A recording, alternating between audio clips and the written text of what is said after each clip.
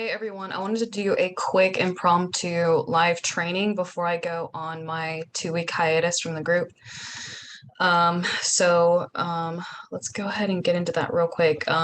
Chase had a question on Mike Mentzer's training and whether it is effective, and he had some other questions on that. So I'm going to be addressing that. And this is going to apply to everyone in the group as well. Yeah, Chase asked some really good questions, so let's go ahead and get into it. Let me just share my screen real quick, and if you guys have questions, just post it in the chat. Okay, so this is Chase's question in the group. I bought Mike Mentzer's book and workout plan. It's insanely simple. Yes, it is.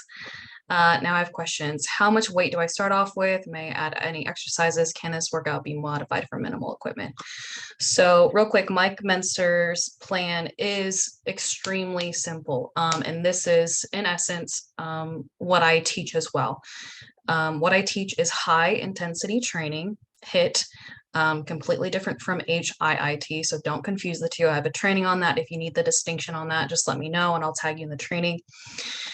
But HIIT training, HIT, is extremely effective and simple. Starting out, Mike Mentzer was only lifting 3 times a week. By the way, he is a professional bodybuilder in the 70s. He competed against Arnold Schwarzenegger. And he built incredible amounts of muscle. Yes, he took steroids. But when all of the other bodybuilders were working out 6 times a week, they were doing 2 workouts per day. Mike was only in the gym for less than 3 hours per week. And there are plenty of other examples of all natural lifters who train very similarly. And I cover examples of the types of people who do this, what they look like, the types of physique that you can achieve by training with high intensity, exactly what I teach in this Facebook group. And I have a training on that if you want to see those examples, but let's go ahead and get to this. So let's real quick, I want to cover, before I answer your specific questions, Chase, I want to cover exactly what Mike Mentzer's training is. So I was pretty familiar with it, but I was looking at this. So let's see, he did a lot of set extenders. So basically set extenders are defined as if you train to failure, you extend the set past failure. So that would be something like forced reps, which is where a spotter helps you just enough to keep the weight moving for more reps after you reach failure. Negative reps, that's where you 100 pounds of reps. If you're doing bench press, they help you push it back up, and then you have to do the negative all by yourself. That's negative reps. And then he also was a proponent of rest pause style training. Now, I do not recommend forced reps or set extenders, and that includes supersets. Supersets are when you do a set, let's say you take it to failure, you reduce the weight again, and you keep going. That is a superset. The reason why I do not recommend set extenders is there's science to show that does not add to give you any benefit for muscular or strength gains.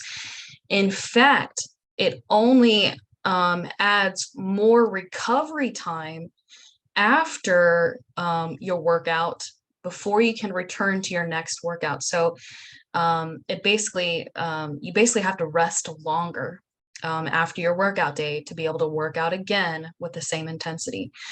So what set extenders do is they only provide additional, what is it called? I think it's called metabolic damage or muscle damage.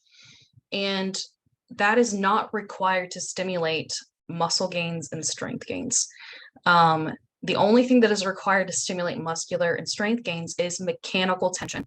And I covered that 2 weeks ago. I have a training on that. Because you want to watch that, I already there. Yeah, he's also a proponent of weight loss supersets. So basically 15 muscle before they say main lift. Those are all unnecessary, and they only accumulate fatigue within the workout, which is going to make your upcoming exercises less effective, and they only extend your recovery time between your workouts. There's no additional benefit for strength and muscle gains with those. And it's not just as well. Also, rest pause self-training. There was a study done in rest pause self-training. I can't remember the other two examples that they did. I cover this in one of my training videos. But anyways, out of the 3 different styles of training a set, this was the least effective. Rest pause style training was the least effective for stimulating strength and hypertrophy gains. Let's see. Okay, so let's see, what else was he into? Okay, so he was a proponent of push-pull. I'm a proponent of that. There are other ways to train, like you can do full body workouts as well. So it just depends on your preference. When he started lifting, he was lifting 3 times a week. But after Mr. Olympia and as he matured in his training, he became a proponent of lifting less often. So he was a proponent of lifting either twice a week or sometimes even once a week. And it was all based off of how well you could fully recover. And that was going to deliver the best gains for strength gains and muscle gains and prevent plateaus.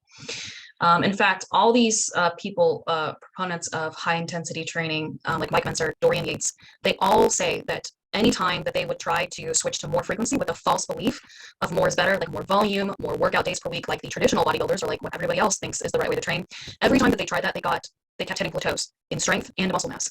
And so their gains stalled. But every time they went back to high intensity training, less volume, less frequency, recovering fully, their gains quickly started to come back again. Dorian Yates, another bodybuilder in the 90s, he did a recent interview a couple months ago with Jay Vincent, and he covers that. Okay, so Mike Mentzer, let's see. That's what he also did, yeah, so I find well. He was a proponent of heavier IC training. He would try to reach failure between the 6 to 8 rep range. Whereas Arthur Jones, he was another proponent of high intensity training. He recommended higher rep sets, like doing 20 reps per set and reaching failure within that window. So again, the reason why you don't want to do super high reps in your sets when you take them to failure is a couple reasons. So there's something called effective reps. And if you think of effective reps, the effective reps are the reps that create mechanical tension, because again, mechanical tension is the driving force for achieving muscular and strength gains, adaptations. And so if you look at a set and you're taking it to failure, really the only effective reps within a set are the last 5 reps before leading to failure. So if you're doing 20 rep sets, you take it to failure, you basically just did 15 reps that were pointless. They did not deliver any, pointless in the sense of muscular and strength gains. They did not deliver any of those adaptations. And the only effective reps were the last 5. So you're wasting time in the workout. And 2, you're also creating more fatigue within the workouts, which is going to hinder your ability to perform as well in the following exercises, because you just reached fatigue. You accumulate fatigue. So yes, I'm right in general range. I recommend reaching failure between 4 to 6 reps. It just makes it a bit less fatiguing as well. Let's see. Okay, so for his style of training, you basically had to work out with a workout partner because of the set center, the first style, the first positives. So with my style training, had to work out partner.